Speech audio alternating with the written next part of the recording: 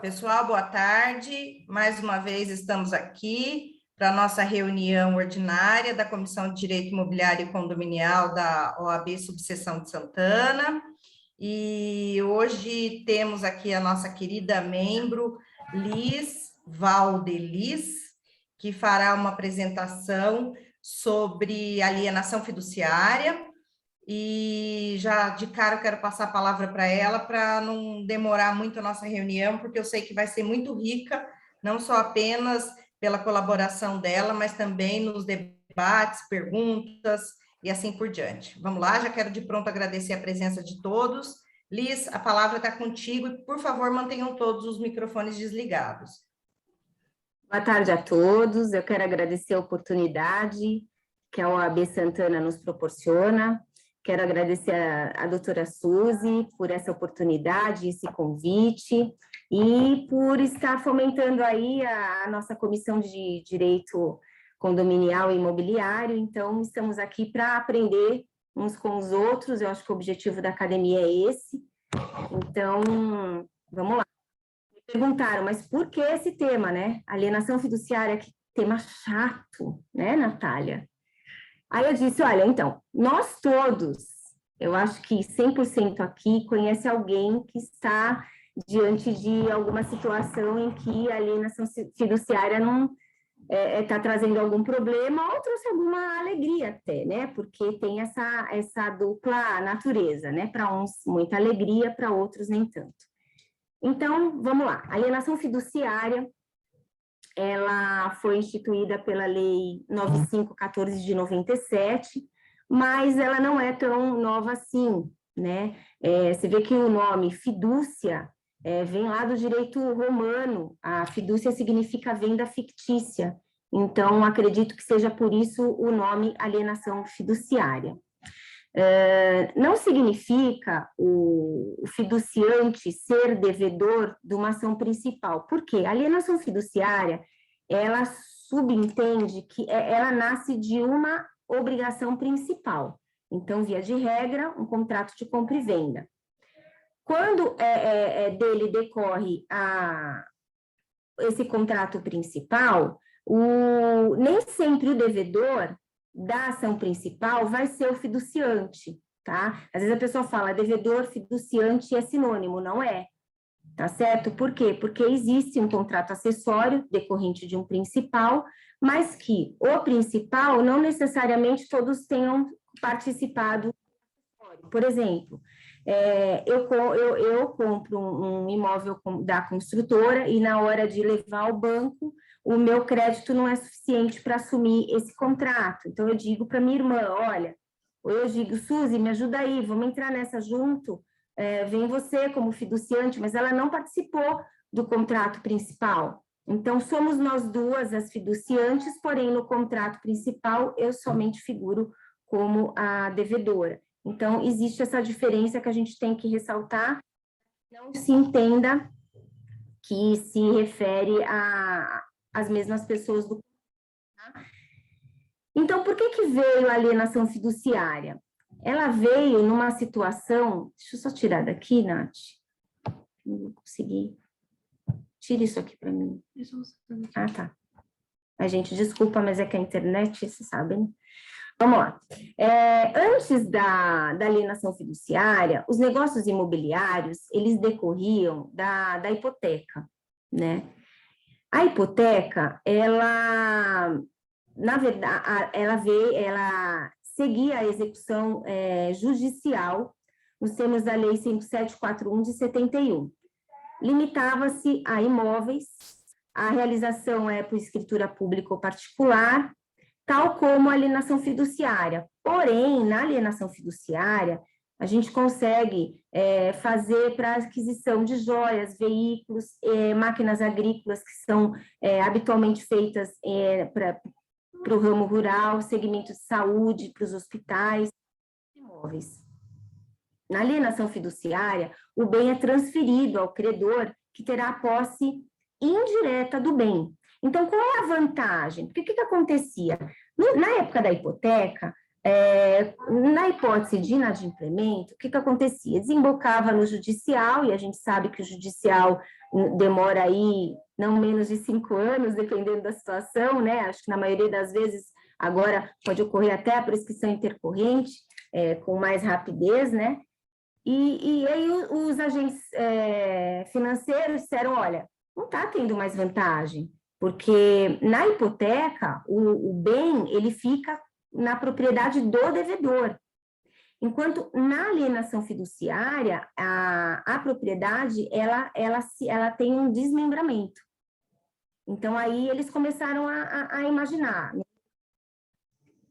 Na verdade, o governo teve uma cobrança dos agentes fiduciários, dos agentes financeiros, olha, para fomentar o ramo imobiliário, a gente tem que inventar aí uma outra legislação. A frente de hipoteca não está dando mais, por conta, se você for fazer uma pesquisa na época de 90, o judiciário estava abarrotado de execuções hipotecárias que, na verdade, na maioria das vezes, não entregaram o bem da vida da execução. E aí, o que eles fizeram? Olha, então a gente vai imaginar, na compra de um imóvel, o imóvel passa para a propriedade do credor fiduciário, porém, possibilitando que o devedor fiduciante usufruísse desse bem. Então, à primeira vista, é uma maravilha, porque, em contrapartida, o credor tem o bem em mãos, ou seja, se esse contrato não for cumprido, o bem já está em nome do credor. Em contrapartida, se eu, devedor, cumprir totalmente esse contrato, esse bem vem para o meu nome. Então, a princípio, está agradando a todos. Antes de adentrar a fundo a situação da alienação fiduciária, eu acho até interessante trazer aqui para vocês, dentro de uma pesquisa que a gente estava fazendo, que existe em tramitação um projeto-lei denominado hipoteca reversa. Ao meu entender, pelo cunho, pelo objetivo desse projeto de lei, seria, a meu ver, uma alienação fiduciária reversa, e não uma hipoteca. O que consiste nesse projeto de lei? Eu achei bem interessante. Tem um estudo da USP, que, salvo engano, é de 2016, que já colocava o Brasil em 5º lugar em termos de população idosa. E a gente sabe que no Brasil a tendência do INSS, da Previdência Pública, é fadada ao fracasso. A gente sabe aqui que muitos de nossos amigos aí, ou até muitos de nós, não vamos conseguir pelo menos uma aposentadoria digna perante o INSS. O que está pensando o legislador? E a quantidade, o que está se vendo também? A quantidade de gente que opta por não ter mais filhos, por não casar. Então, a tendência daqui para frente é que daqui a 10 anos, a população no Brasil vai ser uma população idosa. A maioria das famílias, a tendência é ter bens e não ter para quem deixar. E qual é a preocupação de quem tem hoje 60 anos? Como eu vou sobreviver com a aposentadoria do governo, né? Então, o que está se pensando? Na possibilidade de o idoso, e aí eles já estão condicionando, o requisito é que tenha 60 anos ou mais, ofereça a um credor, e aí eles estão pensando em não colocar como uma modalidade privativa do sistema financeiro imobiliário. Eu forneço o meu imóvel para vamos dizer assim, uma entidade financiadora, e aí a gente vai calcular qual é a média de vida do brasileiro hoje. Está se contando aí 79, 75 a 80 anos. Então, a gente eu com 60 anos, faço um cálculo de 20 anos para receber um valor mensal, e aí a gente sabe que hoje um imóvel de 600, 700 mil por mês começa em torno de 4, 5 mil reais. Então, eu já sei que fazendo a hipoteca reversa, eu já terei essa contribuição mensal, e em caso de meu falecimento, a propriedade ela se consolida no nome nesse caso, devedor, porque eu que estou fornecendo bem sou a credora da situação. E o banco ou a entidade que entrar como no polo contrário, vai ser o meu devedor, e quando eu faleço, a propriedade se consolida em patrimônio dele. Então, eu achei interessante passar para vocês, porque é uma novidade, e a gente pode estar acompanhando aí esse projeto-lei para verificar aí como é que ele vai ser aprovado. Ele só tem 3 artigos, então eu acredito que ele ainda vai ser um pouco mais recheado. Então, passado esse parênteses, a gente lembra que numa construção de um condomínio, a gente sabe que o terreno ele é dado em hipoteca para que a construção seja realizada, né? E a construtora, antigamente, o que acontecia? A construtora quebrava e aí o agente financeiro ia atrás de quem tivesse adquirido a unidade autônoma. Aí veio o Supremo, através da súmula 308, dizer o seguinte, que no caso de inadimplência da construtora, essa dívida da hipoteca não vai ser transferida para os adquirentes do imóvel. O que vai acontecer é, se eu devia para a construtora, a mensalidade que eu devia a ela iria diretamente para o agente financeiro, tá? Mas não propriamente dito para aquela dívida hipotecária. Então, a dívida hipotecária assumida pela construtora em decorrência do terreno não vai alcançar o adquirente do imóvel. Então, essa súmula é muito importante também para a gente estar lembrando antes de adentrar a alienação fiduciária. E aí vem no artigo 1331, ele fala muito da propriedade resolúvel. Então, o que seria a propriedade resolúvel? A propriedade resolúvel, ela é uma propriedade que divide os poderes da propriedade. Por exemplo, ela desmembra. Então, a propriedade resolúvel, ela consiste na divisão. Um tem a propriedade direta, e a posse direta, e o outro tem a posse indireta. Então, isso é que consiste a propriedade resolúvel, que objetiva também, quando você diz assim, o que é uma propriedade resolúvel? É aquela propriedade que ainda não está totalmente todos os poderes na minha mão. Ela ainda vai se resolver em decorrência de algum negócio jurídico que eu tenha firmado e tenha colocado ela como garantia. Tá certo? Dentro dessa propriedade resolúvel, existe a cláusula constituti, que nada mais é que o constituto possessório. Então, que é aquilo mesmo, aquela que possui em nome próprio passa a possuir em nome alheio. Também é considerado um patrimônio de afetação. Por quê? Porque ele garante o cumprimento de um contrato.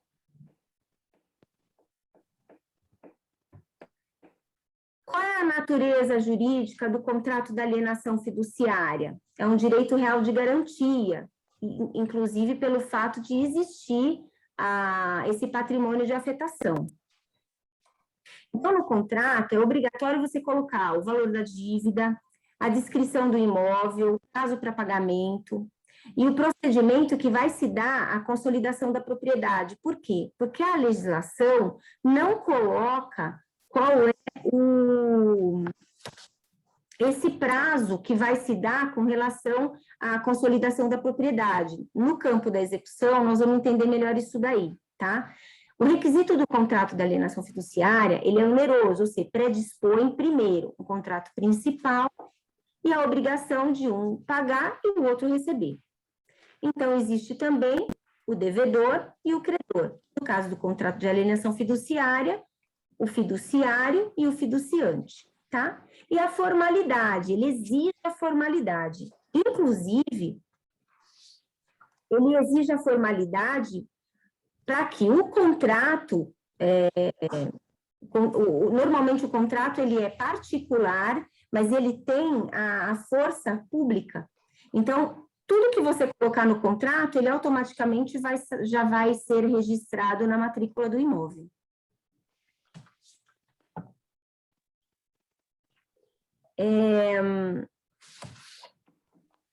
Outro. Então, é por instrumento particular, porém com conotação de escritura pública. Às vezes é estranho, mas por quê? Porque a Vanessa até estava comentando que ela está fazendo, está esperando o banco mandar toda a documentação para poder formalizar o contrato. O banco faz tudo, vem aquele contrato já pronto, né? Na verdade, o fiduciante, ele não tem nem como palpitar com relação às cláusulas contratuais, porque já vem pronto lá da administração do agente financeiro. A gente não tem possibilidade nenhuma de alterar esse tipo de contrato. E aí, basta levar esse contrato para o cartório de registro de imóveis e ele já vai ser averbado na matrícula. Tá certo? Para quê? Justamente para dar publicidade necessária para que, se eu quiser vender o meu bem alienado, aquele que quiser fazer negócio comigo, basta tirar a certidão a matrícula do imóvel, que já vai verificar que é um objeto que não está disponível, né? É um objeto que já está com a posse indireta do credor fiduciário. Então, é por isso que na lei de registros públicos é exigido, uma das regras é a publicidade. Eu não consigo fazer um contrato de alienação fiduciária de um imóvel irregular, porque ele está atrelado à existência de uma matrícula. Tá? Então, por que isso? Justamente pelo princípio da publicidade exigido pela lei de registros públicos. Então, o direito real de aquisição é uma expectativa de aquisição de um imóvel, tá? E a propriedade fiduciária, ela está em poder do credor fiduciário. Então, ou seja, na medida em que eu, fiduciante, vou pagando as prestações, a propriedade fiduciária vai perdendo força. Isso não significa dizer que, se eu pagar o meu contrato, por exemplo, 50% dele, que eu vou ter direito a 50% do imóvel lá na matrícula. Não. Se eu não cumprir totalmente a minha obrigação de pagar todas as parcelas que eu firmei no contrato de alienação fiduciária, eu vou perder o meu imóvel. Entendeu? Se ficar faltando qualquer das parcelas, não tem meio termo. O contrato, na verdade, vai chegar na extinção e a consolidação da propriedade vai acabar se fazendo em nome do credor fiduciário. Tudo bem até aqui? Tô rápida? Não, tá ótimo, tudo bem. Não, para mim também tá bom. Aí a gente tem que, então, fazer um contraponto com relação aos direitos. Quais são, então, os direitos do devedor fiduciante? Quais são os direitos do devedor do credor fiduciário? Então, como eu disse desde o começo, para o devedor, a posse direta. Para o credor, o desdobramento da posse, ou seja, posse indireta. Para o devedor, ele sabe o que vai acontecer se ele não cumprir com a obrigação de pagar. Ele já conhece de antemão como vai se dar a tramitação da execução do contrato. Ele sabe que, se ele cumprir todas as obrigações de pagar, ele vai ter, ao final, o termo de quitação. Ele sabe que, no decorrer do contrato, e normalmente esses contratos não são curtos, em média 15 anos, 20 anos, 30 anos, a gente sabe que, de um banco para o outro, existe muita diferença com relação a juros. Então, o que acontece? Hoje, vamos supor, estou firmando hoje com o Bradesco uma situação de 12% ao ano. E estou firmando aí um contrato de financiamento de 20 anos. Então, com o Bradesco, estou firmando com 12. De repente, daqui 2 anos, me aparece uma oportunidade no Itaú e fala: olha, Liz, lá eu consigo para você 10% ao ano. Olha, se me ainda falta praticamente 18 anos, então, nesse caso, eu vejo vantagem uma portabilidade. Por quê? Porque faltam 18 anos. E se nós colocarmos essa diferença de juros no decorrer de um ano só, frente ao valor do meu imóvel, você vai ver a economia que vai se dar. Agora, o que não é vantagem é a gente fazer portabilidade faltando 1, 2 anos, por exemplo, para quitar o contrato, porque tem gasto. Para eu fazer uma portabilidade, o novo agente financeiro tem as taxas, tem o preço do engenheiro, que vai fazer todo o levantamento. Então, assim, hoje, a gente foi fazer uma portabilidade de um cliente, a gente gastou para a portabilidade em torno de R$8.000. Então, se você tem um crédito que já está praticamente resolvendo, eu acho que não tem vantagem. Mas a lei possibilita você fazer a portabilidade. Em contrapartida, o credor fiduciário, ele sabe que além o desdobramento da posse, ele dá ao credor fiduciário o direito de consignar ele na matrícula do imóvel, tá? E se não houver o pagamento, a consolidação da propriedade. E enquanto o devedor se ocupar o imóvel, a taxa de ocupação. Como o devedor, ele tem a posse direta, a gente sabe que a posse direta é o direito de usufruir. Se eu tenho o direito de usufruir, então eu tenho o direito de locar. Isso não significa dizer que o credor é obrigado a concordar com a locação, tá? Então, a lei prevê já a possibilidade de, se o fiduciante não cumprir com o contrato e tiver feito um contrato de locação, a lei também prevê o direito do credor fiduciário ao despejo por denúncia vazia. A gente vai comentar, então, mais para frente também com relação a isso, que também eu acho importante. Então, a forma de extinção do contrato de alienação fiduciária, ele se dá por pagamento da dívida, dação em pagamento, quitação recíproca e a outorga da quitação. Aí a gente vem para a parte mais triste desse contrato, no meu ponto de vista, que é a execução. Apesar da lei de alienação fiduciária prever que o procedimento é extrajudicial da cobrança, nada impede, não tem proibição na legislação que se faça por meio judicial. Agora, quem vai querer? Que alguém em sã consciência queira optar pela via judicial, até porque o objetivo da lei é exatamente a desjudicialização. Tá certo? Então, como é que se dá o início da execução? A execução, ela é toda feita no cartório de registro de imóveis. Como é que se dá?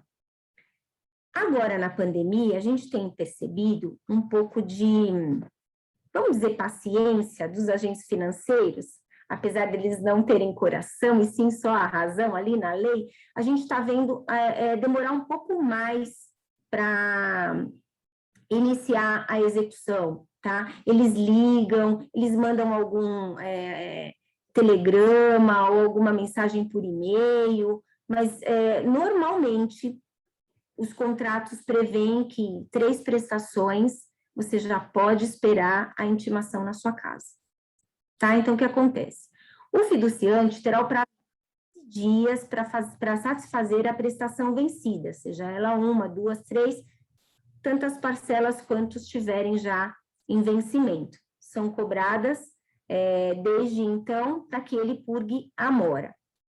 Ele, naturalmente, vai ser intimado no endereço do imóvel, que é o endereço que, teoricamente, está ali no contrato como sendo sua residência.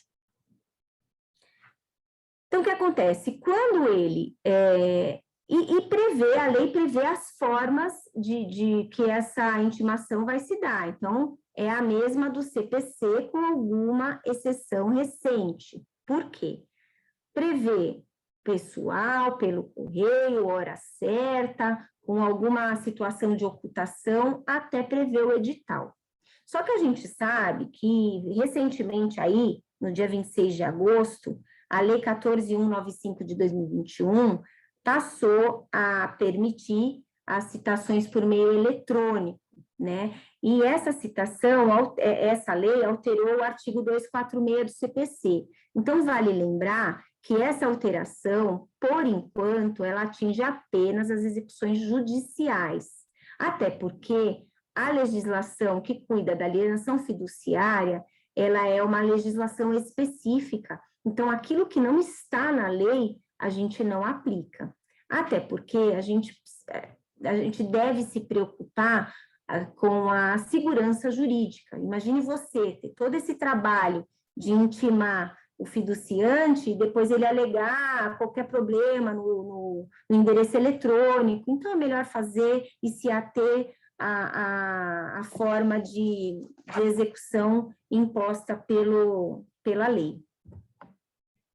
Então, aqui teremos a purgação da mora no prazo de 15 dias. Quando o credor fiduciário, ele procede com essa intimação através do cartório de registro de imóveis, ele normalmente faz uma prenotação na matrícula do imóvel. E isso, eu tive recentemente uma situação onde nós estávamos resolvendo um problema de partilha num divórcio, e quando nós fomos transferir o imóvel para um dos cônjuges, estava lá a prenotaçãozinha. O cônjuge não sabia que ela estava devendo a parcela que ela havia combinado assumir, e então a partilha não foi possível ser feita no cartório porque tinha acabado de prenotar a intimação dela. E ela quietinha, não falou nada para ninguém, a gente ficou o dia inteiro no cartório. Quando viu, tinha essa observação na matrícula. Coloquei ao final para mostrar para vocês como é que se dá, como é que aparece isso na matrícula. A outra coisa que a gente tem que observar é o momento em que se dá o término do prazo de 15 dias de purgar a mora. Isso é importante por quê? Porque é neste momento que começa a contagem do prazo para a consolidação da propriedade em nome do credor fiduciário. A lei de registro público diz o seguinte: quando eu ingresso no cartório, eu tenho 30 dias para resolver. Se eu não resolvo, acontece a perempção. E aí tem que voltar tudo estaca zero, é como se nada tivesse acontecido. Isso, para o agente financeiro, não é vantajoso. Então, por isso que esse prazo ele tem que ser bem observado. E aí, o que acontece? Vale lembrar aqui para vocês que, com relação à consolidação da propriedade, em São Paulo, eu não tenho conhecimento com relação aos outros estados, mas pela ausência de informação na lei com relação ao período que o agente financeiro tem de consolidar a propriedade, tem um provimento 37 de 2013 da Corregedoria que estabelece 120 dias, tá? Mas isso é em São Paulo. Com relação aos outros estados, eu realmente não tive tempo de estar pesquisando para trazer para vocês. Mas como a gente está advogando em São Paulo, pelo menos essa informação aí deu para levantar. Então, o que acontece? Recapitulando, 15 dias o devedor tem, o fiduciante tem para purgar a mora. Não purgou, começa então o prazo de 30 dias para iniciar a consolidação da propriedade. Nesse período de consolidação, o credor fiduciário, ele não vai incorporar toda a propriedade em nome do credor, então ele vai ter que pagar o imposto. E é obrigatório, porque é aí que conta totalmente a consolidação da propriedade, ela só se consolida com o pagamento do imposto, tá certo? Isso é bem importante, e eu vou mostrar também o porquê. Olha aqui, tá aqui até no slide que a gente colocou, que vai para o leilão. Consolidou, em 15 dias já tem que marcar o leilão. Marcou o primeiro leilão, que agora com a reforma da lei de falências, eles nem estão falando mais primeiro leilão, segundo leilão, agora é chamada.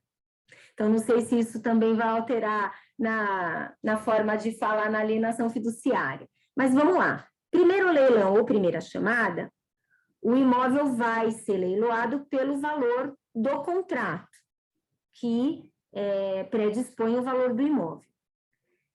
Negativo vem marcar em 15 dias já o segundo leilão. Esse leilão já parte da premissa do valor da dívida, levanta o valor da dívida e, então, anuncia a disputa.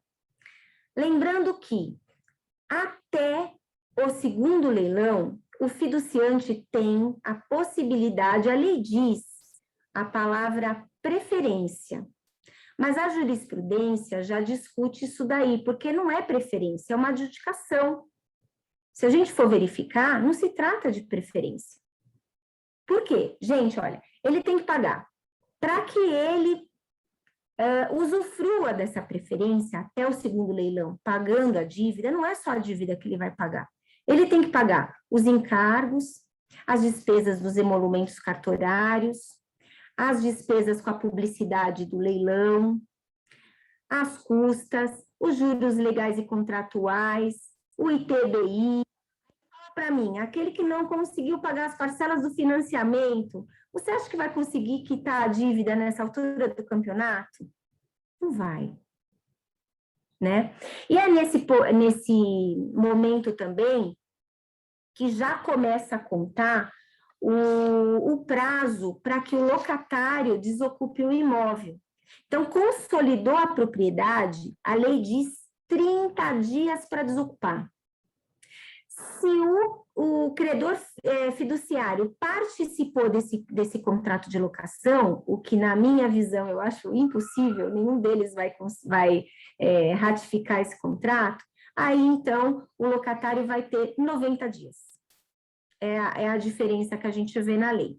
30 dias se não tiver a ciência do fiduciário e 90 dias se tiver a anuência do fiduciário. Então, é uma situação importante para também colocar o bem alienado em contrato de locação. Aí, uma pergunta bem recorrente, a gente verifica também se aplica o Código de Defesa do Consumidor nos contratos de alienação fiduciária. E eu já digo que não, e é unânime, tá? É perder tempo no judiciário discutindo qualquer cláusula da alienação fiduciária. Você vai perder, vai pagar a sucumbência para a parte contrária, a situação do seu cliente vai ficar pior do que já está. Então, a única coisa que se discute é juros, e já tem súmula com relação a isso, tá? Então, ele diz que não se aplica ao CDC. Por quê? Porque é uma legislação específica. Então, não cabe qualquer argumento trazido pelo Código de Defesa do Consumidor. Então, está aí para vocês a exceção com relação a um precedente do STJ, a omissão acerca dos juros poderá incidir a aplicação do CDC, súmula 297. Gente, é a única coisa que a gente pode discutir judicialmente com relação ao contrato de alienação fiduciária. Ponto. Não vamos arriscar, senão nós vamos prejudicar os nossos clientes. Tá? Posso penhorar um bem objeto da alienação fiduciária?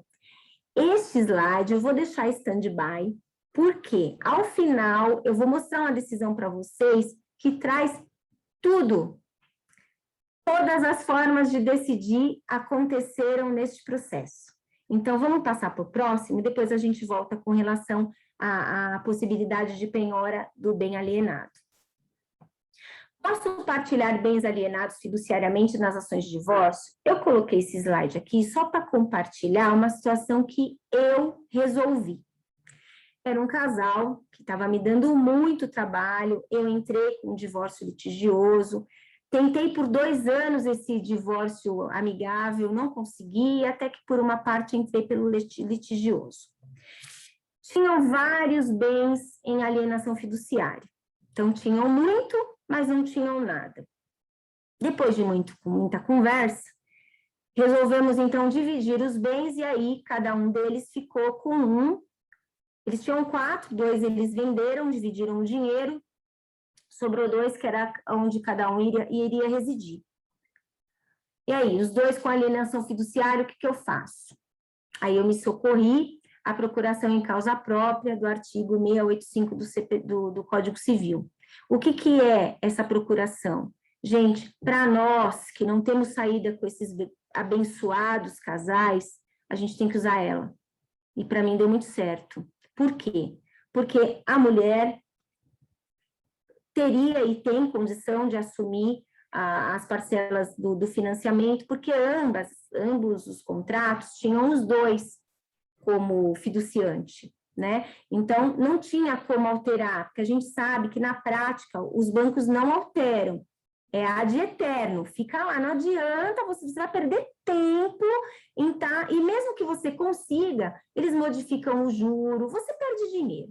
Então, é melhor ficar do jeito que está e tentar resolver do jeito que dá para resolver. E aí, o jeito que eu consegui resolver foi assim, ela assumiu um financiamento, ele assumiu outro, e ambos outorgaram entre si a procuração em causa própria, que nada mais é que um mandato com cláusula em causa própria, que não se revoga e não se extingue com a morte. Então, se ela casar de novo, se um deles morrer lá daqui 15, 20 anos, eu não vou me preocupar com isso. Eu tenho a procuração, quando o imóvel for quitado, eu não vou precisar nem submeter ele a inventário. Por quê? Porque eu já fiz a partilha no divórcio. Depois é só regularizar.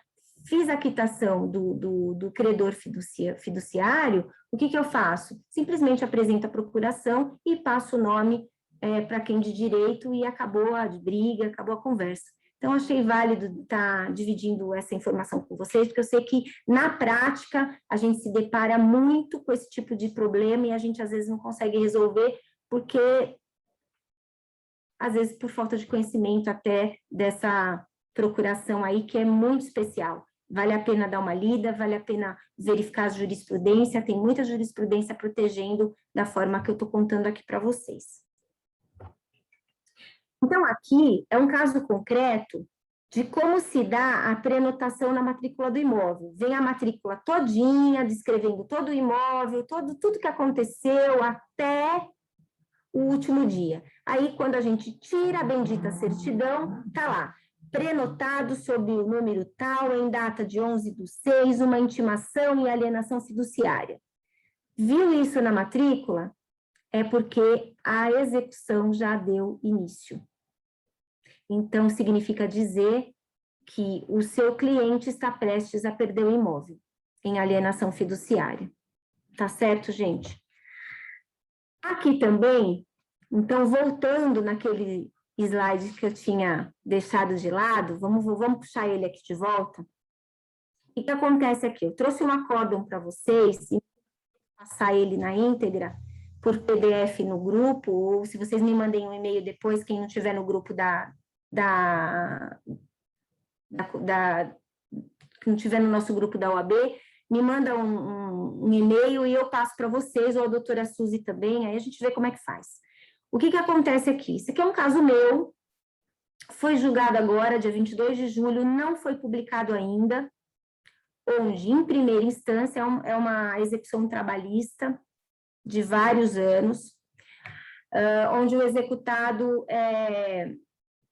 financiou o imóvel justamente porque ele sabia que ele ia perder na ação. Então, ele falou, com alienação fiduciária, ninguém vai mexer comigo e eu protejo esse meu imóvel, tá?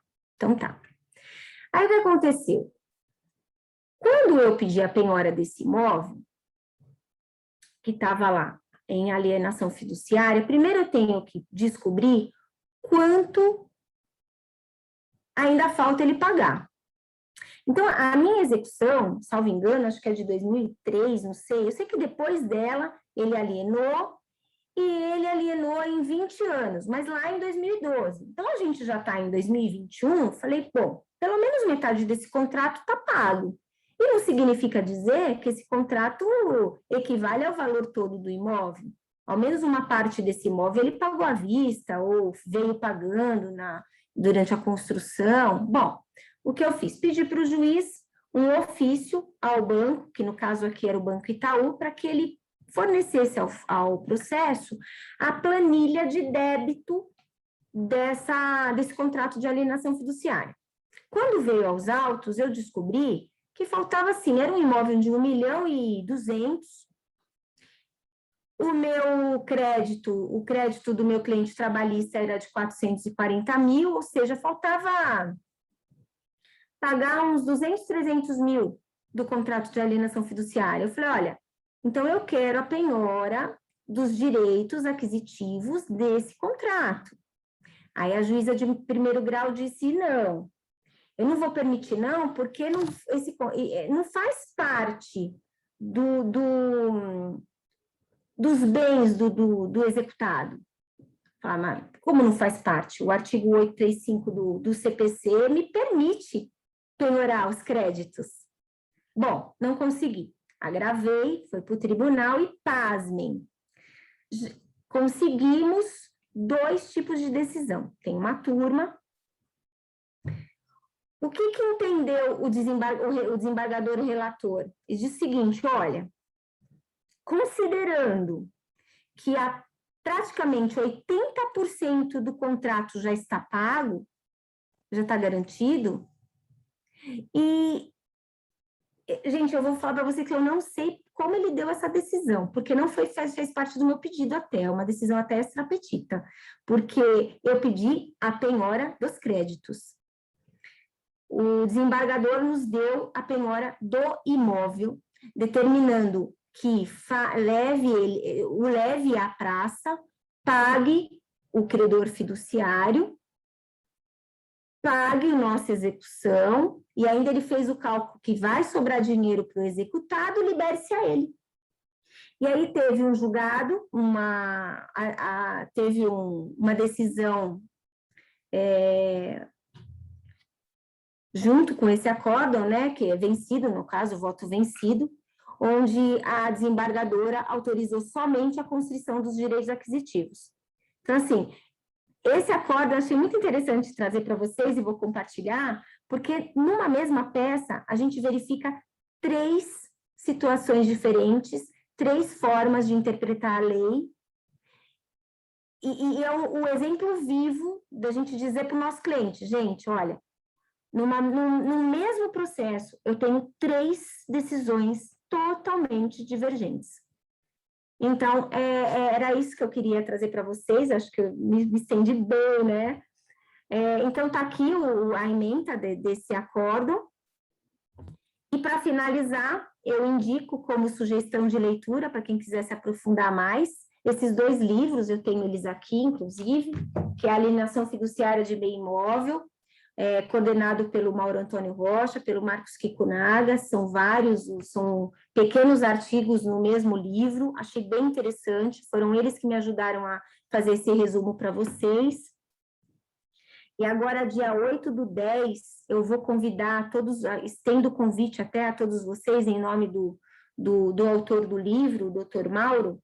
Ele vai fazer o lançamento desse livro dia 8/10, às 9 horas. Me comprometo a mandar o link. Vai ser um lançamento virtual e é bem legal. Ele faz um paradoxo aí do Big Mac do McDonald's com a alienação fiduciária. Ou seja, é um lanche maravilhoso, mas eu não gosto daquele pepino, eu não gosto daquele picles. Mas no todo ele é ótimo. Então, ele faz mais ou menos uma analogia com a lei da alienação fiduciária. Tipo, mas isso não é bom, isso nem tudo é bom para o devedor, para o credor. Não, mas peraí, vamos colocar ele como um Big Mac? É o Big Mac do direito imobiliário. Então, é isso, gente. Eu quero agradecer a paciência aí de vocês. Espero ter sido clara aí, ter contribuído aí com alguma coisa e estou aí para, se tiverem alguma dúvida e eu souber responder, eu fico à disposição. Obrigada a todos. Então, né? É bom quando a gente tem pessoas não só interessadas, né, no fluir da nossa comissão, dos nossos estudos, das nossas trocas de informação, mas como também manja do assunto, né? Olha, fico até aqui chateada, não sei nem o que falar. Ótimo, Liz, muito bom. Assim, o que eu achei muito legal é que é o que eu costumo dizer sempre, é prático, rápido e objetivo, né? Sem embromation e de uma forma que a gente consiga entender, né? Prático, até porque, por mais que sejamos advogados já com experiência e tal, essas coisas de detalhes, de prazos, de teoria, são importantes, são relevantes, mas a gente tem que saber usar nessas explanações, né? E você foi magnífica, parabéns. Eu quero fazer só duas considerações, porque se eu for começar a falar sobre penhora de direitos, penhora da propriedade, e se o banco tem que pagar o condomínio quando ele retoma a propriedade, ou não, eu não vou parar, né? E até tem o artigo, acho que 28 lá da lei, que diz que eles não precisam pagar, né? Na verdade, essa lei aí é um lobby para os bancos, né? Porque só eles saem beneficiados, eles não podem vir na ação de cobrança de cota condominial, e quando eles, como é que fala a coisa, a propriedade? Que a propriedade é resolúvel, quando ele... Consolida. Hã? Consolida a propriedade? Consolida, eu ia falar concretiza, estava me faltando. Quando ele consolida a propriedade, aí tem aqui, paga o anterior, não paga o anterior, paga só quando tiver a posse, e a questão de que quando a gente entra com ação contra o condômino inadimplente, aí pede a penhora do imóvel, não pode penhorar porque ele não tem a propriedade, tem que penhorar os direitos, e fica nessa guerra aí, que você até trouxe as informações. Mas eu quero fazer só duas considerações. Que fidúcia também significa confiança, né? Então, a ideia principal desses contratos, pelo menos aparentemente, é de fazer valer a confiança, né? Quer dizer, eu estou te cedendo alguma coisa com base no fato na confiança que você vai me pagar. Outra coisa que é muito importante, eu até escrevi um artigo sobre isso, que na verdade, esse leilão extrajudicial nada mais é do que uma das possibilidades da desjudicialização da execução civil, né? Que poderia também haver para a cobrança de cota condominial junto aos cartórios de registro de imóveis. Esse é um dos exemplos, porque quando pararam de fazer a hipoteca e a execução hipotecária, que demorava 45 anos ou mais, acelerou-se um caminho imenso, mas, mais uma vez, em proteção dos grandes, né, que tem, assim, lucros astronômicos, que são os bancos. E com relação ao divórcio, que você falou do bem alienado, fiduciariamente, essa questão da procuração, dica pulo do gato, como diz o Zuzimar, que realmente eu nunca tinha visto, e, de fato, inclusive, o cartório, o que ele pede? Quando vai sair um do financiamento e o outro vai assumir, tem que constar isso da escritura do divórcio, e aí você tem que devolver para o banco fazer um documento, que eu até tenho aqui, pelo menos no Banco do Brasil é assim, eles mandam, você precisa mandar a certidão de casamento averbada, mais um formulário que ele te manda, que é dele, com a escritura de divórcio, e aí você vai assinar aquele formulário para passar por uma análise, para daí ele tirar o seu nome do financiamento. Então, essa questão da procuração aí eu achei muito interessante, e ela é muito ampla, né? Porque acaba facilitando toda a questão de partilha lá na frente. A gente se livra daquele caso que não tem saída. Agora, aproveitando, eu tinha até anotado e eu não estava achando, mas achei. Com relação à responsabilidade do fiduciário, a senhora lembrou bem. O que acontece é o seguinte, a lei, eu vou dizer qual é, o artigo 27, parágrafo 8º da lei, diz o seguinte, é responsabilidade do fiduciário pelo imposto, taxa e cota condominial. Então, na verdade, é obrigação do legislador, não, do judiciário, do juiz, analisar essa responsabilidade. Mas por que ainda não pegou na prática? O nosso medo é depois ser condenado em sucumbência. Porque, assim, A meu ver, eu até entendo que seja uma responsabilidade de um litisconsórcio necessário. Por quê? Se a posse está desmembrada, se a propriedade está desmembrada para direta e indireta, um tem a posse direta, o outro indireto, ao meu ver, deveria ser um litisconsórcio necessário para uma Claro, condominial. Porque a claro. alienação fiduciária, ela impõe a responsabilidade para o fiduciário, não é para o fiduciante. E outra coisa que eu tenho visto na prática, por exemplo, se eu não consigo, como eu disse no começo, você deixa de pagar água e luz, mas deixa de pagar o credor fiduciário. Por quê? Porque a gente sabe, você viu a execução aí como é rápida. Agora, o que acontece? Tem gente que paga o credor fiduciário e não paga a cota condominial. Então, o que acontece? Vamos supor que, então, esse imóvel vá para leilão por conta da cota condominial. Você não vai precisar do credor fiduciário? Claro, Você não vai ter que citar? claro. Preciso Até- citar ele na execução? É obrigatório. Exatamente. Até Não é porque, obrigatório na ação de execução de cota condominial.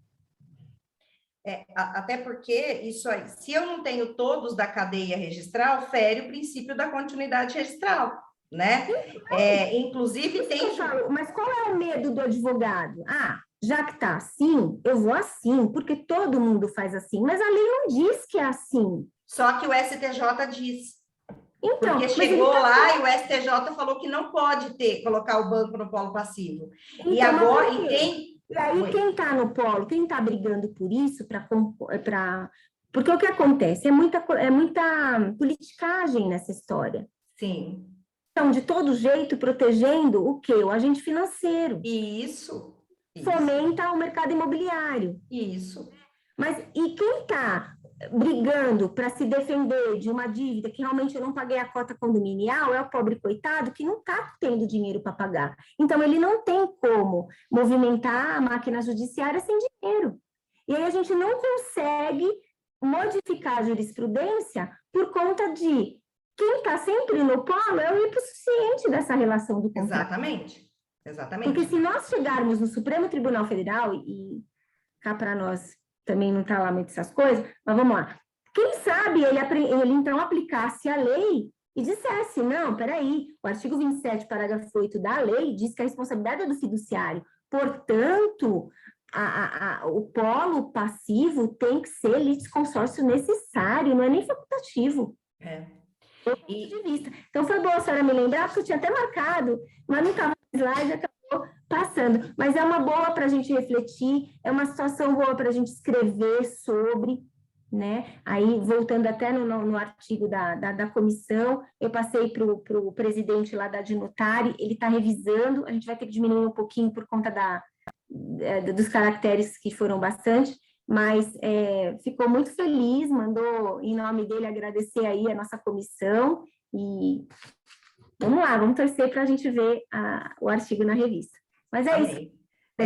E essa coisa também do litisconsórcio tem julgados do STJ, mas são de turmas, né, isolados. Eu tenho um de 1900 e bolinha, que ele fala que o polo passivo da cobrança de cota condominial fica a critério do condomínio, eles deixam até colocar o locatário, veja. Aí tem uma decisão recente dizendo que tem que ser todo mundo, banco, compromissário comprador e quem figura na matrícula. E quando tiver alienação fiduciária, o banco também. Só que é uma lá esquecida. Por quê? Aí a maioria vem e diz assim, tem compromisso de venda e compra, então põe os dois, para você possibilitar a penhora da propriedade. Porque se eu tenho só o compromisso de venda e compra, que era aquela tese que ficou um bom tempo aí, o condomínio tem conhecimento que houve venda, ainda que por compromisso particular, tem que colocar só o compromissário comprador. Você não consegue penhorar a propriedade, o cartório não vai registrar, você vai penhorar os direitos que o cidadão tem. E na hora de colocar o banco, aí mudaram. Não, vai colocar os dois para permitir a penhora. Beleza. Na hora de colocar o banco, não, com banco não pode. Então, assim, enquanto a gente tiver um legislativo que legisla em favor dos grandes, porque a desjudicialização, a alienação fiduciária, ela veio para o banco, para ele retomar de forma...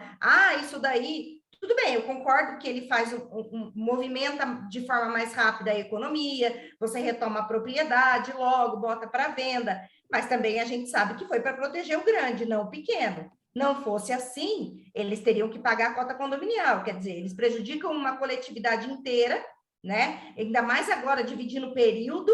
Não, você só vai pagar quando você assumir a posse do imóvel. E o condomínio lá que se lasque, né?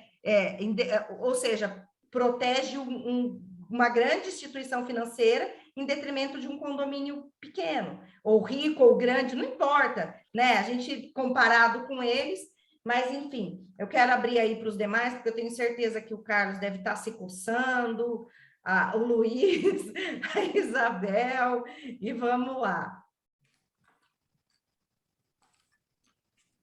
Vamos lá, gente. Posso falar? Isabel, pode falar. Eu falo Não, pode falar, depois eu falo, depois. Então, perfeito. Então, doutora Alice, primeiramente, parabéns aí pela exposição. E, bom, cada um fazendo as suas ponderações aí, acrescentando um pouco que dá para acrescentar nessa apresentação da doutora Alice, né? Mas vamos lá. Fazendo meio que um breve retrospecto aí, eu acho que com relação, pelo menos nós advogados aí, que a gente atua na área de condomínio, a coisa ela veio dificultando ao longo dos anos, né? Então, eu acho que o primeiro erro que a gente já teve aí, legislativo, foi baixar a multa de cota condominial de 20% para 2% no Código Civil de 2002. Já começa por aí. Depois, com relação a essa lei de alienação fiduciária, mas tudo bem que ela tenha a data anterior, mas a gente começou a ver grandes problemas com os bancos mais recentemente, né? Principalmente quando você fala com relação a essa parte da divisão da posse, tá? Com o nosso brilhante precedente aí do STJ em recurso repetitivo. Então, dois só apontamentos que eu gostaria de fazer é o seguinte: com relação a essa decisão que a doutora teve aí na parte trabalhista. Então, na verdade, me causa, não sei se tristeza ou estranheza, mas a justiça trabalhista, ela sempre dá um jeito do trabalhador, ou quem quer que seja, conseguir o seu crédito. Então, com essa decisão, então, assim, por mais que a doutora tenha falado que a gente tem 3 opiniões diferentes, tem voto vencido, essas coisas todas, prevaleceu o quê? Foi, gente, vamos dar um jeito aqui para o pessoal conseguir chegar no crédito. Então, tem contrato de alienação fiduciária? Não, mas, paga a dívida, paga a parte do banco e devolve o restante, o que sobrar, para o devedor. Isso daí é uma coisa até lógica, né? Mas o que trazendo essa ideia possível, a gente não consegue fazer isso. Eu falo por mim, eu acredito que a grande maioria aqui também deve acompanhar em questão de condomínio. Você consegue penhorar os créditos, mas a beneficiada, achei um absurdo prevalecer. Devia ter sido ao contrário, na pior das hipóteses, né? A minoria, o relator vencido ter decidido pela penhora do bem e os demais, né, pela penhora dos créditos. Agora, você autorizar a penhora do bem... Mas aí, quando é cobrança de cota condominial, eu acho que tem que penhorar mesmo a propriedade, porque senão o condomínio não vai receber. Não, mas aí sim, doutora, mas aí por isso que eu falei que tem que ser obrigatório os dois no polo. Mas eles não é facultativo, eu entendo que seja obrigatório, porque na fase de execução nós vamos ter que chamar o banco. Então, por que já não faz isso logo na fase de vencimento? Exatamente. Isso. Quer dizer, então, só que comunicar o banco de uma execução, ele tem que participar. Porque exatamente. E a lei diz que ele é.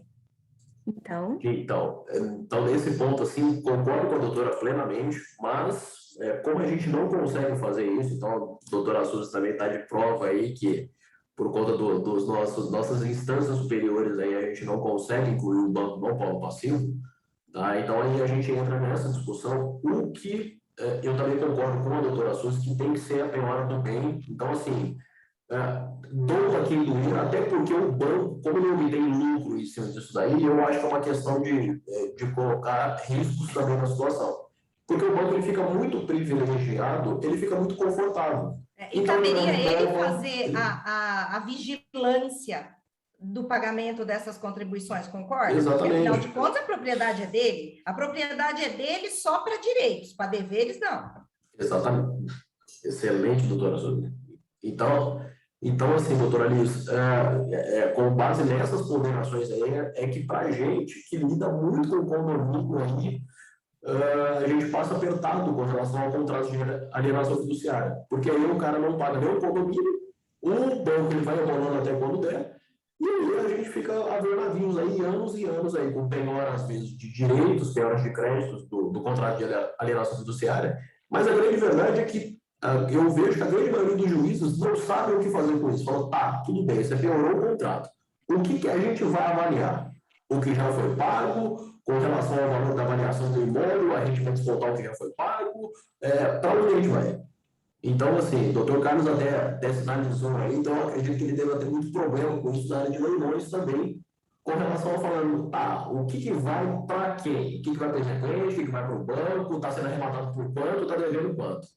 Entendeu? Então, essa é a primeira ponderação. Segunda, que eu estou vendo muitos advogados de banco trabalharem em cima dessa ideia, é do artigo 27, parágrafo 8º, da Lei de Alienação Fiduciária. Então, deixa eu só localizar aqui. Que é a responsabilidade dos impostos, né? Que é deles. Isso. Então, aonde, na verdade, eu estou vendo muitos advogados aí de banco trabalharem é no finalzinho da redação do 27, parágrafo 8º.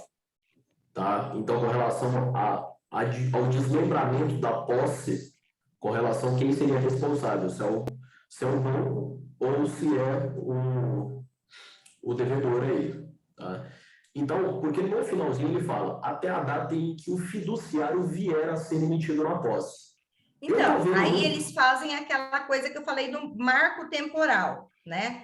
E quando o banco é emitido na posse, exatamente, gente? Exatamente. O banco nunca vai se emitir na posse de nenhum imóvel. E outra, essa lei não tem o condão, ela não tem poder, legitimidade, seja lá a palavra aí, para alterar o Código Civil, que diz que a dívida é próprio terreno. O artigo 1342, e diz que quem pega o imóvel com dívida, pega a dívida.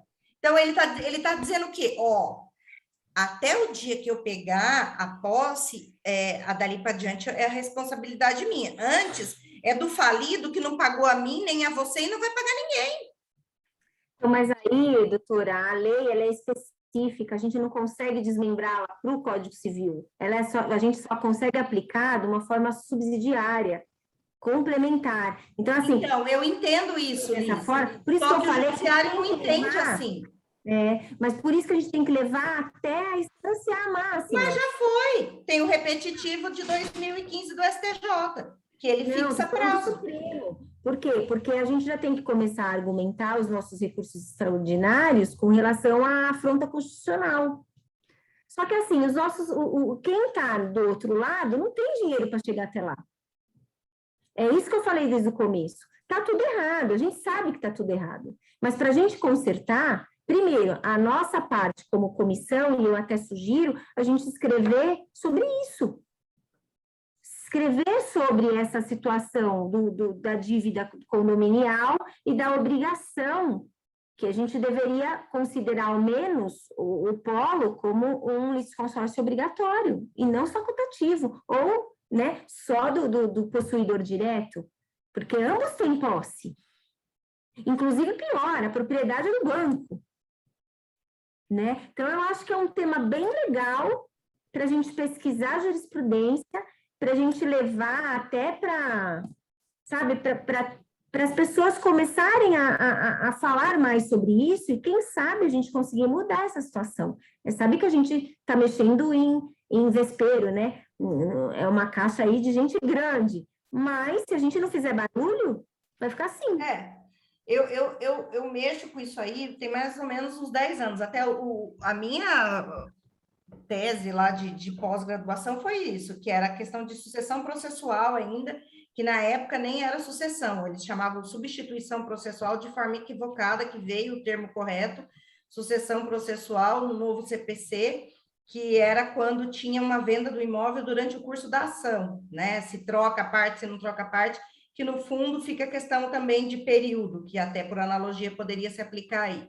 E o que a gente vê é que, assim, recurso especial não sobe, quando sobe, eles não sobe, quando sobe, você tem que agravar, chega lá no agravo, eles dão um despacho padrão, e os poucos agravos meus que destrancaram o recurso especial, eles obstam na súmula 7, que é o entendimento deles, que é um liame estreitíssimo para separar o que é revaloração de provas, de revisão de provas, porque ninguém está falando em prova, e não sobe, não vai. Talvez se eu fosse advogada do Lula, por exemplo, porque quando você entra com embargos de declaração, eles já negam e dizem que se você entrar de novo, eles vão te multar. E eu entrei e me multaram. E me multaram em R$2.000. E eu até escrevi, pode me multar, não tem problema nenhum. O STJ é pobre, ele precisa realmente viver de multa. Então, agora, se eu fosse advogada do Lula, que entrou com embargos, dos embargos, nada aconteceria. Então, esse é o problema, assim, para ter uma reforma muito grande nesse lobby, nessa pouca vergonha, para falar o português bem claro e com todo o respeito que acontece no Poder Judiciário, que visa sempre os grandes e não os pequenos. Eu acho que quem está lá em cima não sabe o que é associação, não sabe o que é loteamento, não sabe o que é condomínio. Está aí o tema 492, 482, que o STF julgou lá das associações, e que ele mistura tudo quanto é coisa e deixou pior a emenda que o soneto. Tanto que a própria mulher que ganhou o processo, ela teve que embargar, porque nem o advogado dela entendeu. Tem 5 embargos, até do Secov. Ninguém consegue entender. Então, infelizmente, é assim, eles misturam os institutos, né? E mexem na legislação de forma que a gente fala assim, poxa, tudo que eu aprendi não funciona. Mas, assim, você está corretíssima, coberta de razão. Na prática, infelizmente, não vai.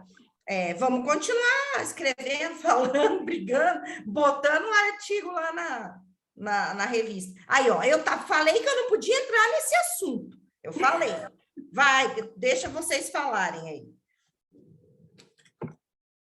Não tem muito o que acrescentar, né, doutora? Porque vocês expandiram bem essa questão e, de fato, é muito complicado quando chega na questão da penhora dos direitos. Que a gente se vê ali trancado mesmo, que não tem o que fazer. O condomínio vai fazer o quê com a penhora dos direitos? Não tem o que ser feito. E aí você vê, às vezes, uma dívida chegando com o alto índice de condomínio alto, né? Lá em cima, você pega um prédio aí que tem um condomínio de 3, 4 mil reais. E tem gente nessa condição que tá ficando inadimplente e a dívida tá chegando a 60, 70 mil e você não tem o que fazer. Em alguns casos, o juiz até fala assim, ó, ou você fica aqui com a penhora do direito para fazer nada, né? Porque não dá para fazer nada com a penhora do direito. Ou você fica ali pedindo bacen o resto da vida e a pessoa... Penhoras do direito, doutora, a senhora acaba levando o imóvel ao leilão. Assim, ela só vale quando... se você levar o imóvel a leilão, o valor que você conseguir em leilão, pagar o credor fiduciário e pagar pelo menos uma parte da dívida. O que não é bom é quando essa penhora dos direitos está no começo. Mas quando você... Então... A gente já tá... No meu caso é isso. A maioria estão nos começos. A maioria. Aquele imóvel ainda que acabou de sair da planta. Aí o que você faz? Não faz, né? É um absurdo ficar nessa situação. É um absurdo a gente não ter a possibilidade de pôr o banco junto. De fato, a gente tomar multa. Eu também tomei lá no escritório uma multa por conta disso, por entrar com recurso e agravo, com caráter assim protelatório. E, gente, é um absurdo você ser multado nesse nível. Um condomínio que tá requerendo ali seus recursos básicos. Eu, de fato, assim, estou bem desgostosa com esse tema e que, infelizmente, hoje é muito difícil você ver as pessoas adquirindo um imóvel sem ser pela alienação fiduciária. Ou a pessoa troca o imóvel que já tem, ou é alienação. E isso é um grande problema. Ainda mais porque a gente está crescendo cada dia mais. Se não é condomínio edilício, é condomínio residencial. E fica nesse looping infinito. Doutor Carlos está levantando a mão aí, doutor.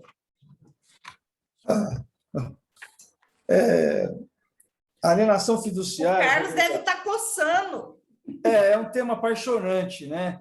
É um problema que é muito presente nas nossas vidas, né? Veja que eu sou hoje leiloeiro, né? E sou obrigado entre aspas, né? Eu sou nomeado a fazer leilões de imóveis que estão alienados fiduciariamente, que foi penhorado os direitos, né? E veja bem, o imóvel é levado a leilão pelo valor da avaliação do imóvel, né? E foi penhorado os direitos, é uma conta que não fecha, né? Você não sabe o quanto o cara pagou, etc. Tal. E a insegurança jurídica é muito grande, né? Inclusive, algumas petições de banco, eles dizem que não são obrigados, se for vendido os direitos, o próprio banco diz que não é obrigado a aceitar o arrematante como em substituição do antigo fiduciante, né? Do anterior fiduciante. Mas, baseado no que foi falado até agora, eu queria fazer alguns comentários, né? Primeiro, parabenizar a doutora Valdeliza aí, trouxe uns esclarecimentos, né? Explanou, esmiuçou a lei 9.514, explicou o que muito juiz não sabe. A doutora falou bem, o juiz não sabe o que é uma alienação fiduciária. Nós temos decisões muito conflitantes, né? Então, os parabéns aí, doutora, que acrescentou bastante aí para a gente. Mas dizer o seguinte, eu não concordo muito com esse discurso, eu vou chamar de discurso, entre aspas, comunista, falar o banco é explorador, papapá. Isso aí não leva a nada. Veja bem, a lei da alienação fiduciária ela veio para substituir, esse é o meu entendimento, tá? Substituir a hipoteca, que era uma garantia fraca, né? Era uma garantia fraca e isso fazia o quê? Que houvesse uma restrição ao crédito e juros altos, né?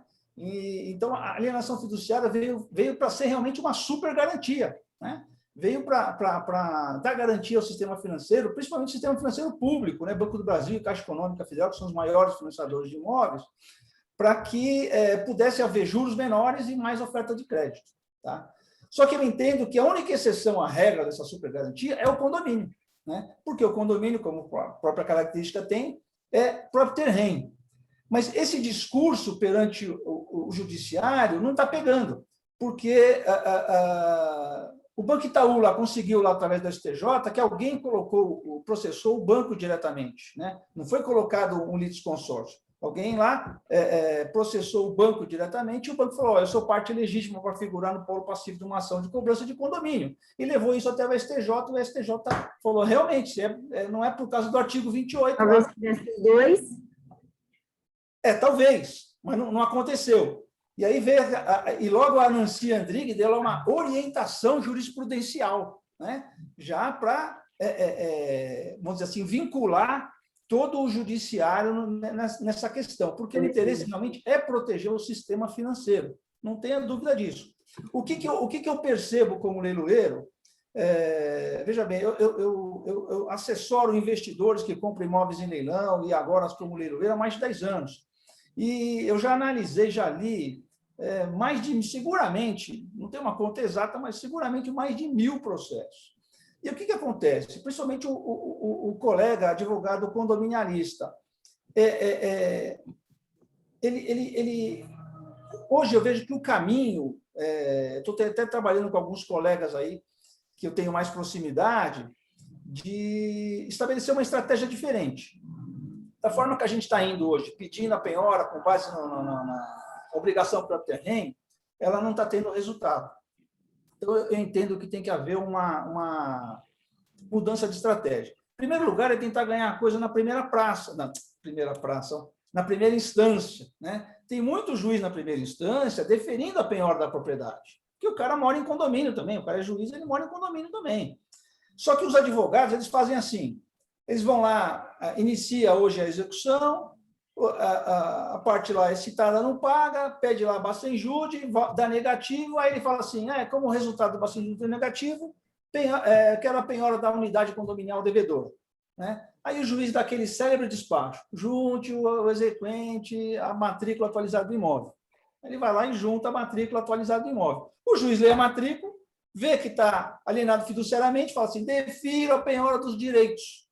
Pô, você já saiu em desvantagem. Ele já deferiu a penhora dos direitos, ele não vai mais mudar essa decisão. Aí você tem o recurso o quê? Do agravo, né? Fazer um agravo para o tribunal. No tribunal, nós temos 12 turmas que julgam matéria de direito condominial. Só 3 turmas deferem a penhora da propriedade, que é a 34ª, a 5ª e acho que a 30ª. Posso ver isso aí. O resto nega. Então, você tem ali 10%, 20% de chance de ter a sua penhora da propriedade deferida em sede de agravo. Né? Então, qual que é a tese que eu defendo? Que o advogado condominialista ele seja mais criterioso e, quando ele já inicia a execução condominial, que ele já faça uma anotação na ficha lá, este imóvel está alienado fiduciariamente. Então, se o devedor não pagar, e ele tiver que pedir a penhora da unidade, que ele já faça uma penhora um pedido de penhora da unidade fundamentado, já como se fosse um agravo. Excelência, em virtude do insucesso da penhora de dinheiro, não resta alternativa senão pedir a penhora da unidade condominial devedora. Entretanto, conforme a verbação número tal, R5, R6, R10, que seja, o imóvel está alienado fiduciariamente ao banco tal. Né? Embora o banco não faça parte da execução, a obrigação ela é propter rem e também ambulatorial. Esse termo é o termo que o STJ gosta. Ambulatorial, ela é alimentos, né? Ela é necessária à sobrevivência do condomínio. E mais, ela onera terceiros, já que é um rateio da dívida por todos os demais condôminos. Né? E não existe lei que obrigue terceiros a pagar a dívida do outro. Né? Então, com base nisso, pedir a penhora da unidade condominial e dizer assim, intime-se, não é só pedir a penhora, intimar o banco para que se manifeste, ou ele paga a dívida, ou ele se subroga no preço da do futuro leilão, no preço do futuro leilão, da arrematação. Pois bem, disso aí decorre 2 possibilidades. Ou o juiz defere a penhora, né? O que é um ganho, já sai na frente do banco, porque a advocacia de banco é advocacia de massa. Então, tem muitos escritórios que não recorrem. Né? Então, transitou em julgado. Eu já vi vários casos, já vendi vários imóveis alienados fiduciariamente, que o banco não recorreu, transitou em julgado, o juiz mandou penhorar a propriedade e o processo seguiu. Ou, então, o juiz nega e aí você vai para o agravo. Beleza. O juiz negou. Vamos para essa segunda hipótese. O juiz negou, foi para o agravo, deixa o agravo lá, não pede nem efeito suspensivo, nem comunica que agravou no processo. Não tem mais essa obrigação hoje, certo? Você vai chegar para o juiz e vai falar assim, bom, está penhorado os direitos, agora eu quero avaliar os direitos. E que o banco seja intimado para apresentar a planilha atualizada de débitos, especificando exatamente o quanto foi amortizado do condomínio, do contrato. Porque esse valor que é o direito penhorado, não é o imóvel. Não é o imóvel. Pois bem, nessa oportunidade, o banco sendo intimado, você já vai ter você vai saber lá se o contrato teve uma amortização significativa. Né? Eu estou fazendo um leilão agora de uma unidade que está amortizado lá 90% do contrato. Então, essa daí é vendável. Né? Maravilha. Mas também o principal, você vai saber se o fiduciante se o fiduciante está devedor. E aí abre-se uma outra pergunta, porque, veja bem, o judiciário ele responde a pergunta, certo? Você fala assim, excelência, eu quero um direito, né? E o juiz vai dizer se esse direito lhe pertence ou não. Aí nós vamos ter outro ângulo da questão. Se o fiduciante está inadimplente, o fiduciário, pela Lei 9.514, é obrigado a executar o contrato e consolidar a propriedade. E, por conta dessa consolidação, ele é obrigado a quitar o débito condominial, imposto e tudo mais, para poder mandar leilão. Né? Então, a partir do momento que o banco deixa de exercer o seu contrato, ele começa a abusar do direito. É o artigo, se não me engano, 187 do Código Civil. Comete abuso de direito aquele que não cumpre a função, não cumpre com a sua obrigação. Né? É mais ou menos isso. Fugiu o termo agora. Mas é abuso de direito, vamos falar assim. Ele está abusando do direito, porque eu já vi na prática, isso acontece muito, a gente Caixa Econômica, né? O cara está devedor há 5 anos e a Caixa não consolida. Ela nem tem interesse em consolidar, porque se ela consolidar a propriedade, ela vai ter que pôr dinheiro bom em coisa ruim, pagar os impostos, pagar o condomínio, para poder mandar leilão. Né? Ou seja, ela faz uma malandragem. Isso, ela fica em cima do muro.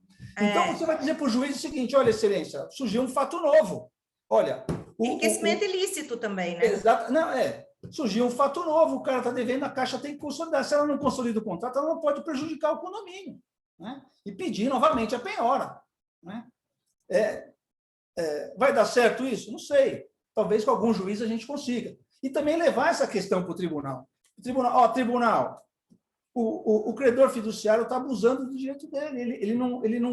O fiduciante está inadimplente, ele não executa e está prejudicando o terceiro, que é o condomínio. Né? Pode isso? A lei 9.514 alberga esse abuso de direito, esse retardamento, essa, vamos dizer assim, benevolência do credor fiduciário com o fiduciante. Pô, pode isso? Não pode. Então, talvez a gente comece a ter aí respostas diferentes do que simplesmente pedir a penhora com base no crédito, no caráter próprio terreno da dívida.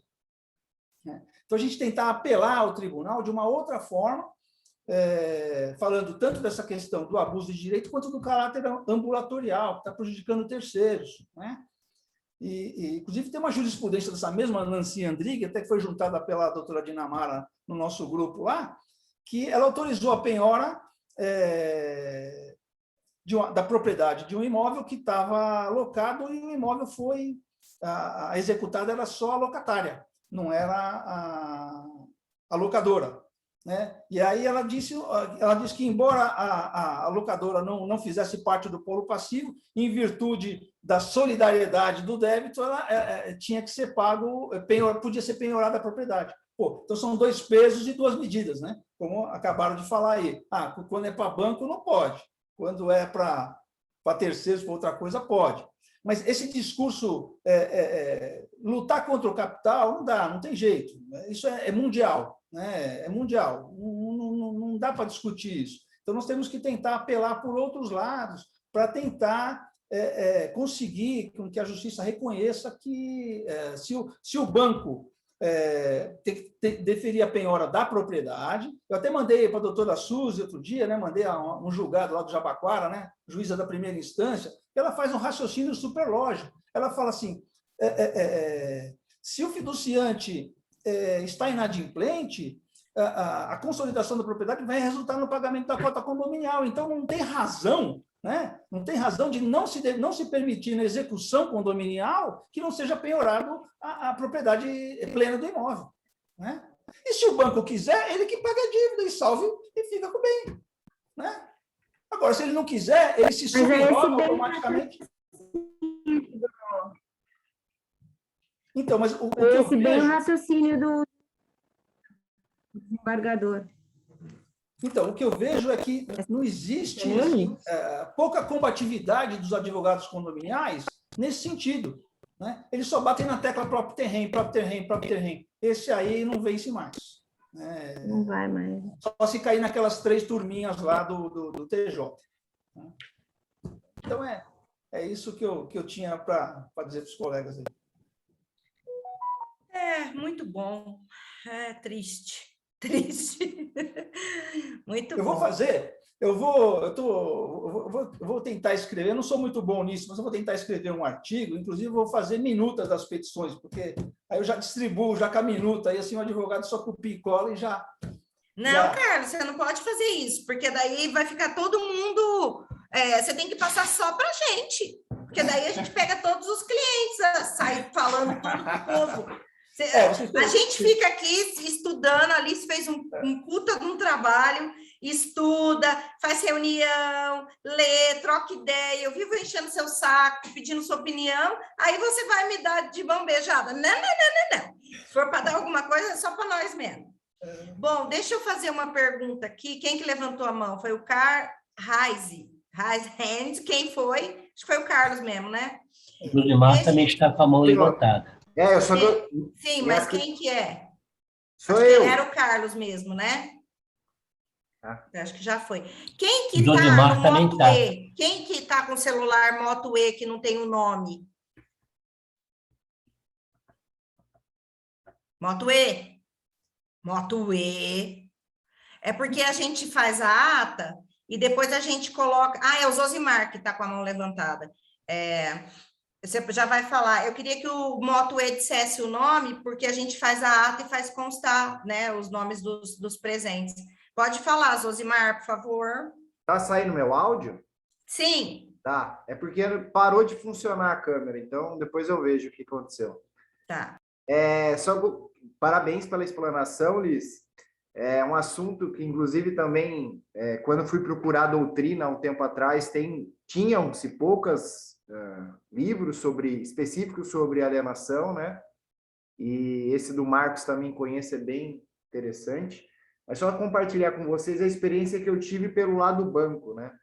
Eu não sei se todos sabem, mas eu trabalhei para banco por 10 anos e tive a oportunidade de rodar o Brasil. Então, além de São Paulo, fiz Manaus, Roraima, Rondônia, Brasília, etc.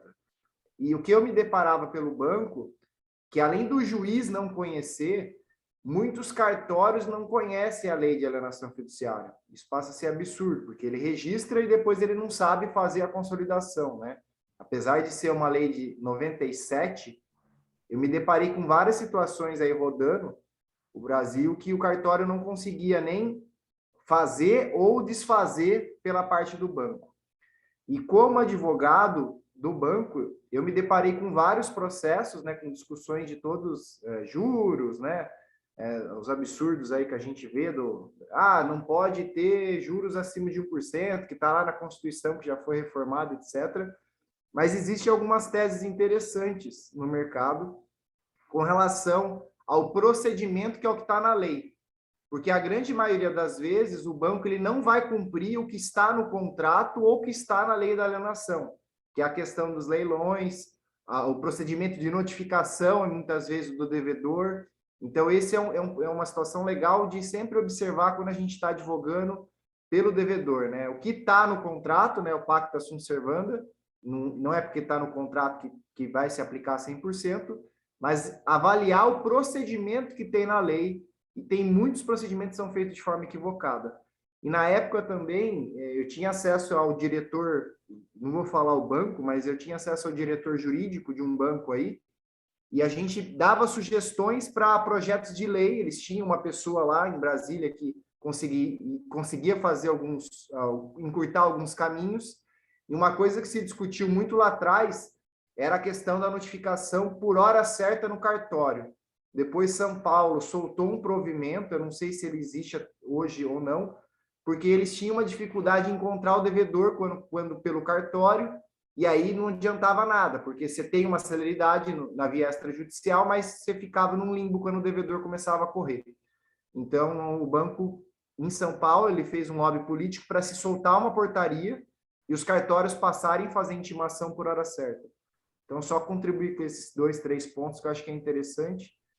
Muitas vezes a gente quer discutir o direito e esquece de analisar a regra que é o contrato, de analisar o procedimento que está na lei, e a gente fica tentando buscar algumas soluções, talvez está na nossa cara, né? Então, esses são os pontos que eu queria colocar.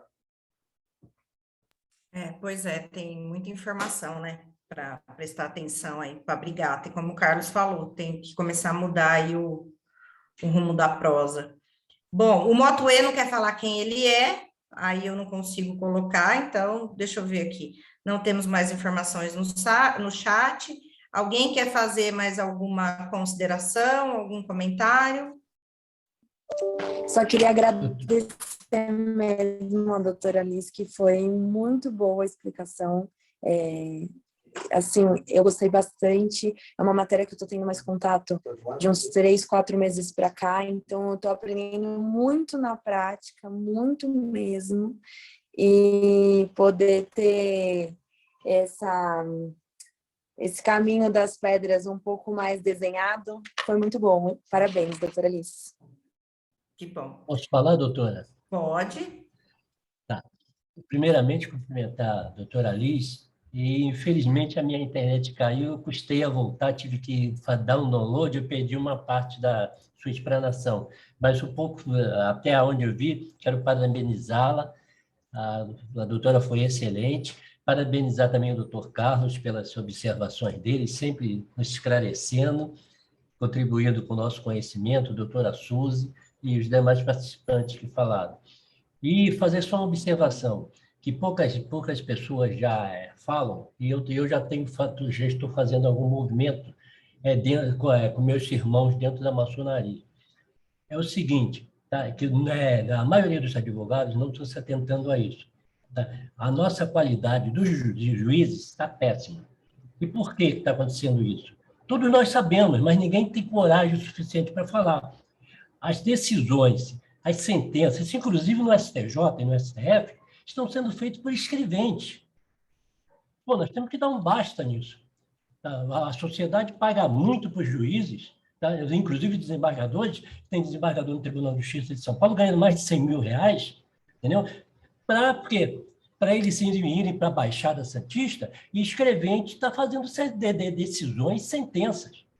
Não é que os juízes não conhecem o direito condominial. Eles conhecem, porque a escola da magistratura é uma das melhores escolas que tem. Só está na frente da escola superior de magistratura a escola do Ministério Público, que é considerada uma das melhores.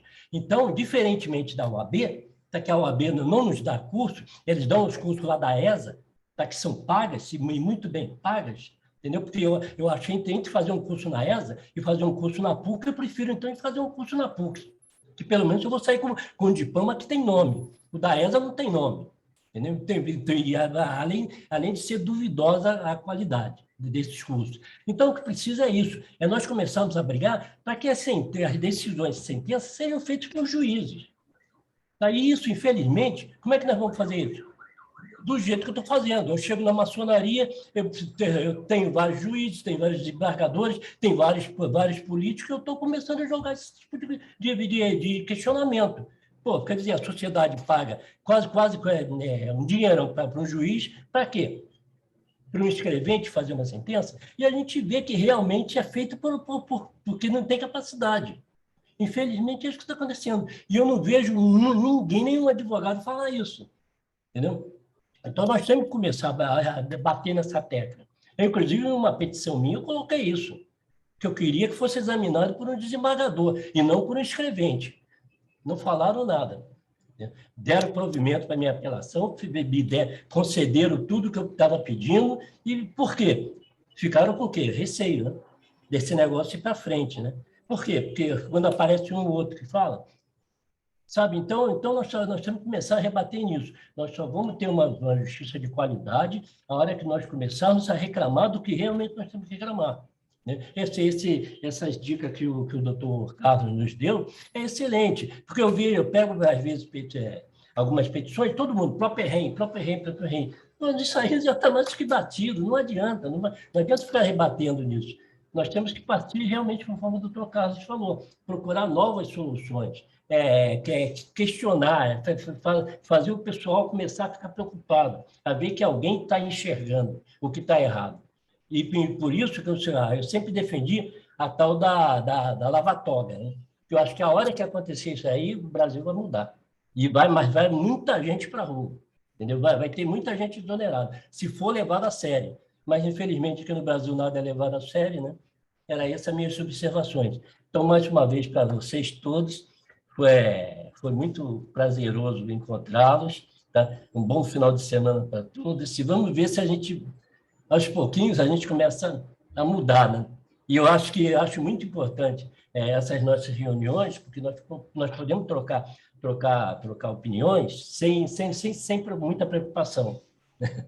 De alguém Pelo menos eu tenho um bom antivírus, eu sei a hora que... Talvez até o meu antivírus tenha derrubado minha internet, exatamente porque alguém pode ter tentado entrar e não conseguiu, ele já derruba direto, né? Então, para vocês todos, um bom final de semana, foi um prazer e até a nossa próxima reunião. Obrigado. Obrigado, doutor Hamilton. E quem tirou a fotinha? Você tirou, o Zosi? Luiz? O Zosi sempre tira, porque agora um monte de gente já saiu. Ninguém tirou? Mandei no WhatsApp seu. Então tá bom. Esse Luiz é um show de bola. Então tá, gente. Mais uma vez, foi muito produtiva, como sempre. A gente flui, né? Flui muito, muito bom. Ó, já são quase 7 horas, a gente nem sente a hora passar, né? Foi muito bom. Liz, você vai colocar esse material lá no grupo? Vou, coloco os slides e vou colocar o acórdão mencionado, tá bom? Por favor. Tá, ótimo. Porque daí também quem não pode estar aqui, né, pode ter acesso ao material e tal, e aí se tiver alguma dúvida, fala com você, mestra do assunto. E, então, muito obrigada, Liz, parabéns de novo, muito obrigada, muito obrigado mesmo, porque é o que eu sempre digo, não tem comissão se não tiver membro, e não adianta ter membro que não participa, né? Então, assim, sempre vocês estão aí, produzindo, falando, debatendo, então, muito obrigada, boa noite para todos. Oi, doutora Milton, diga. Não, só uma observaçãozinha que eu esqueci de agradecer ao doutor Luiz também pelas observações que ele faz, que são sempre, que sempre complementa os temas e de uma maneira bem assim, que é muito Pontual. proveitosa para nós, tá? Brilhante. Tá? Parabéns, doutor Luiz. Obrigado, era só isso. O senhor também sempre faz considerações muito importantes para a gente, todo mundo. Mas eu não tenho o conhecimento que vocês têm, né? Para mim ainda é uma área nova, né? Mas o senhor tem experiência de vida, isso já é muito importante, tá muito importante. Tá bom, agradeço. Então, gente, boa noite, beijo para vocês, bom final de semana, fiquem com Deus, Deus abençoe e proteja cada um de vocês, e vamos tocar... que terça-feira tem a palestra de uso capião extrajudicial com não é escrevendo, o tabelião, lá de Itapevi. Então, vai ser bem legal, porque a Mariana já falou sobre isso também, brilhantemente, mas agora a gente vai ter a visão do outro lado, né? Do chefão, digamos assim. E ele foi muito gentil também, foi indicado pelo Dr. José Augusto, que já deu palestra aqui para a gente, naquela do diligence, no contrato no compromisso de compra e venda, e ele é presidente da comissão de imobiliário lá de Osasco, foi ele que me indicou, disse que esse cara, com todo respeito, o doutor Henrique, é muito competente e manja muito e vai dar dicas preciosas para a gente. Então, espero vocês na terça-feira, tá bom? É terça ou quarta? Deixa eu ver, aqui é quarta, né? É quarta, dia 22, tá bom? Às 19 horas, como sempre. Grande beijo e até mais. Brigadão, viu, gente? Tchau. Tchau, gente. Tchau.